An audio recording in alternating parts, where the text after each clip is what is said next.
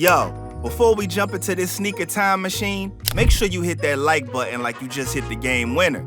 Subscribe if you ever begged your moms for a pair of Jordans like your life depended on it, and comment below with your favorite 90s Jordans. Don't front. We know some of y'all still got them in the closet, yellow soles and all. And today, we're going back to the golden era, before resellers ruined the game and every drop came with a sneaker's heartbreak.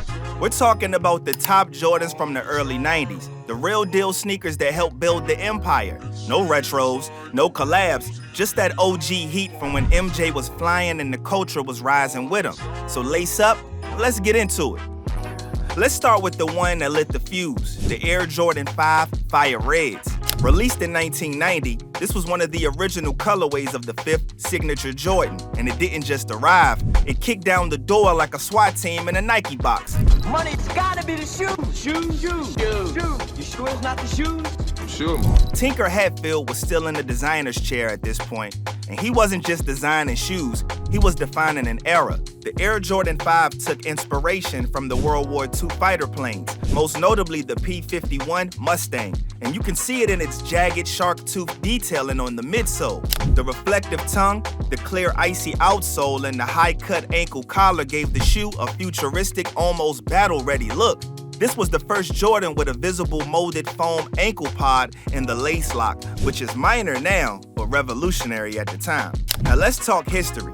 Mike debuted these during the 1989-1990 NBA season, Phil Jackson's first year as head coach. MJ was coming off back-to-back scoring titles and had already cemented himself as a force of nature, but the chip still eluded him. Is it the vicious dunks? No, Mars. Is it the haircut? No, Mars. Is it the shoes? No, Mom. In these kicks, Jordan averaged a career-high 33.6 points per game, dropped a ridiculous 69 points against the Cleveland Cavaliers in March 1990, and put the league on full alert. It wasn't a matter of if, it was when. And don't get it twisted, these weren't just killing it on the court. Off the court, the Fire Reds became streetwear gospel.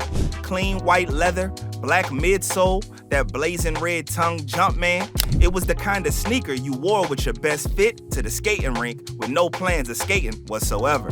You rocked these to picture day. You didn't ball in them unless you had two pair. These shoes demanded respect even from folks who had no idea what a pick and roll was. The other LA, Texas. Yeehaw! Then some serious hang time. Must be the mountain air. San Francisco, Moscow, Paris. Oui. The Air Jordan 5 Fire Red set the tone for what would come for the most dominant decade in sneaker culture and basketball history. From here on out, MJ wasn't playing ball, he was building a legacy, and he was doing it one icy sole at a time. Now, if the Fire Reds were the matchstick, what came next was a full explosion. Because in 1991, MJ didn't just light it up, he lit the whole league up. The infrared sixes is the sneaker MJ wore when he finally got over the hump and snatched his first NBA title. Lakers, Finals, Game 5, championship secured. The torch wasn't just passed, it was yanked out of Magic's hands.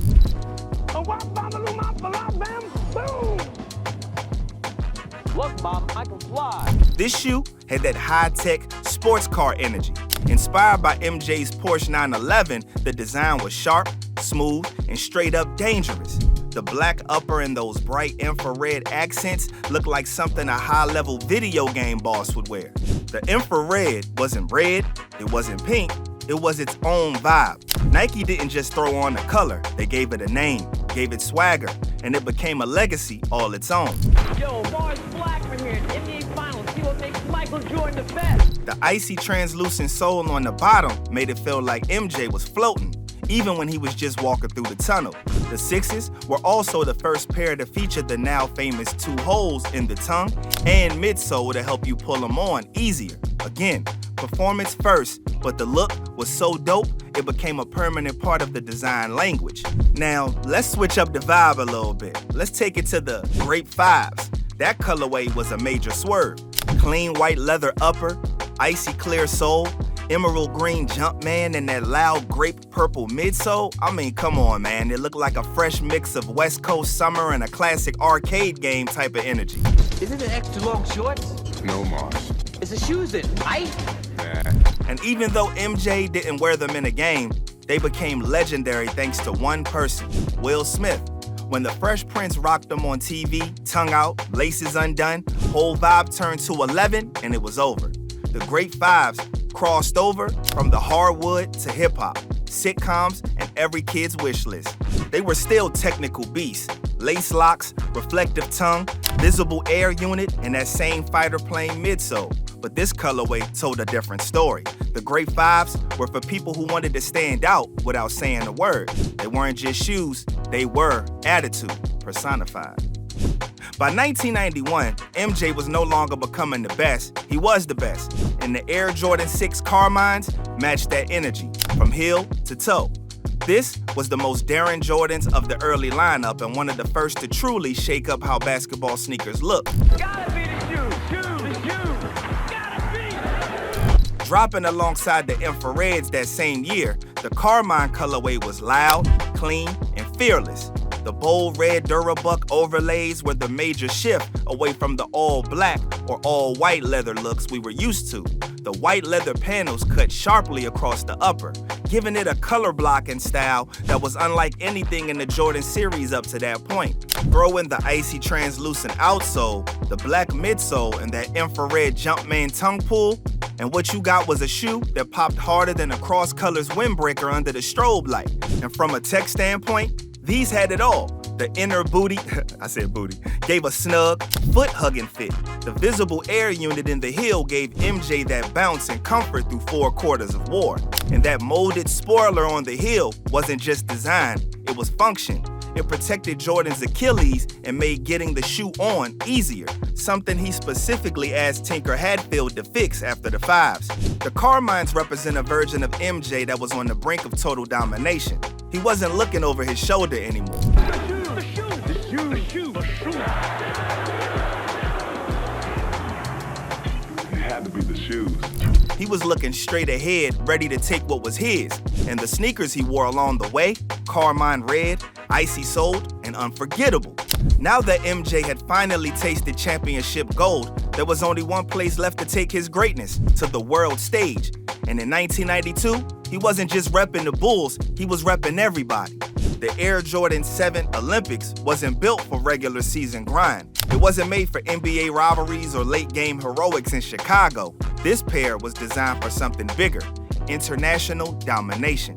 By the summer of '92, MJ had already won his second NBA title. The Bulls were back-to-back champs, and Jordan was the face of not just the league, but the culture.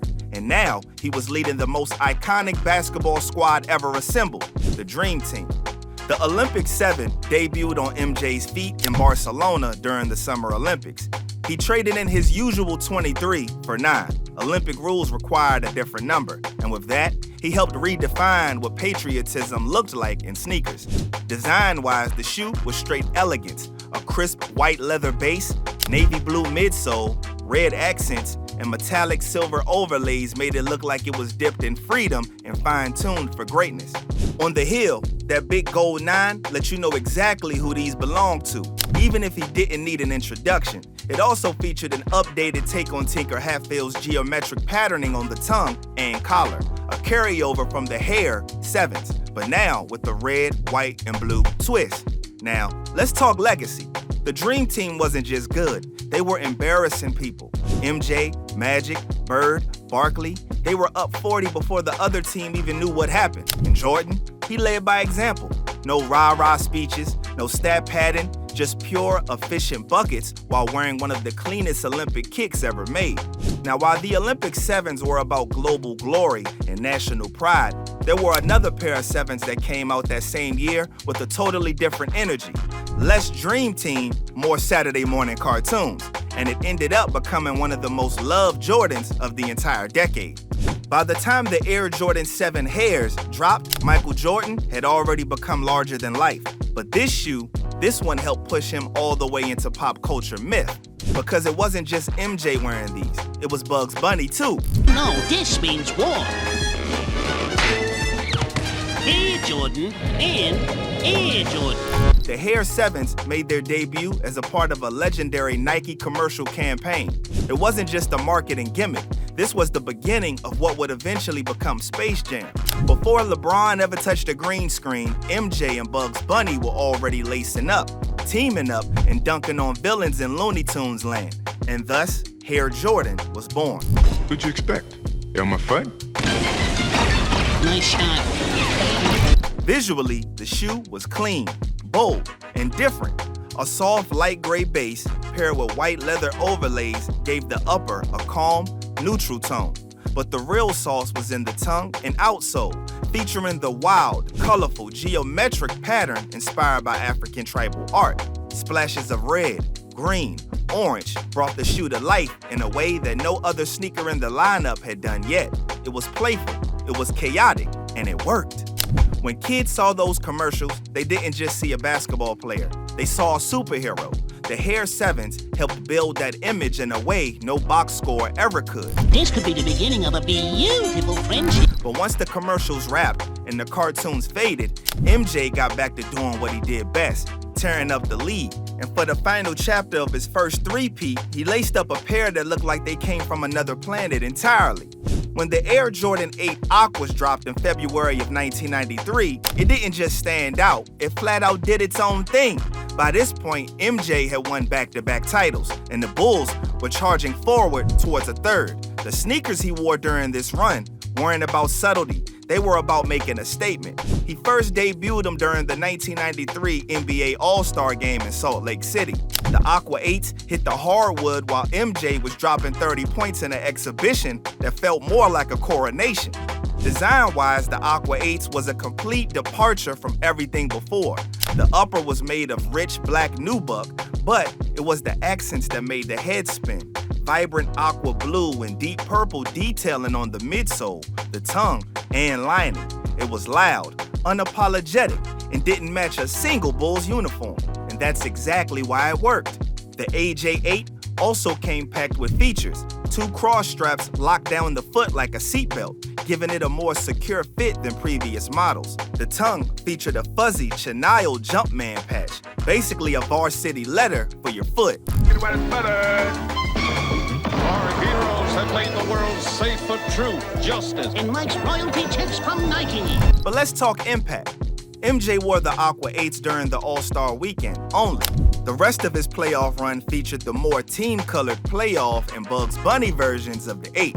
But even with limited floor time, the Aquas left a legacy. They were pure 90s. The Aqua 8s weren't built for subtle flexes. They were made to grab attention and hold it, just like MJ did every single time he stepped on the court. saved by a clever edit.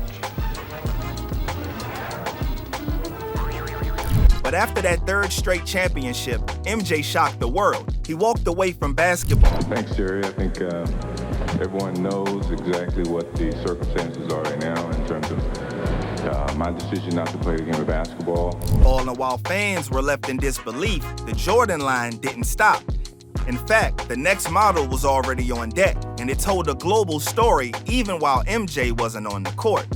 October 1993, the world stopped spinning, at least for Bulls fans. Michael Jordan, fresh off a three-peat, stunned everybody by announcing his retirement. The GOAT had stepped away from the game, but while he traded hardwood for baseball diamonds, the sneaker legacy kept moving. Enter the Air Jordan 9. The 9s were released in November 1993, just weeks after MJ walked away. For most players, that would have been a dead end, but Jordan wasn't most players. And this wasn't just any shoe, it was a global statement. Designed by, once again, the magician Tinker Hatfield, the Jordan 9 shifted its focus outward. Since MJ had already conquered the NBA, the 9 was designed to reflect his worldwide impact. And you can see that influence literally built into the shoe. On the outsole, phrases were printed in different languages: Swahili, Russian, German, Japanese, French, and Spanish. Words like dedicated, force, intense, sport, and freedom. This was Nike planting the flag. Jordan isn't just an American icon, he's planet Earth's icon. The OG white, black, and red colorway came in clean, crisp, and ready for business. A full white leather upper wrapped in a black Durabuck mud guard gave it a no-nonsense look. Hints of red popped through the Jumpman on the sole and the heel tab. And speaking of the heel, the number 23 was still there, even though Jordan had stepped away. It felt like a reminder, yeah, he's gone for now. But here's what made the 9 special. Even without MJ rocking them on the court, they still mattered. That was new territory. It was the first time a Jordan wasn't seen in real NBA action, and yet they still made waves. MJ himself wore a cleated version with the Birmingham Barons during his short baseball career. So while he was working on his swing, the sneakers kept telling the story. The Jordan 9s also popped up in a key piece of MJ lore, his statue outside of the United Center in Chicago. The bronze version of Mike is sculpted wearing the 9s, even though he never played a single NBA game in them.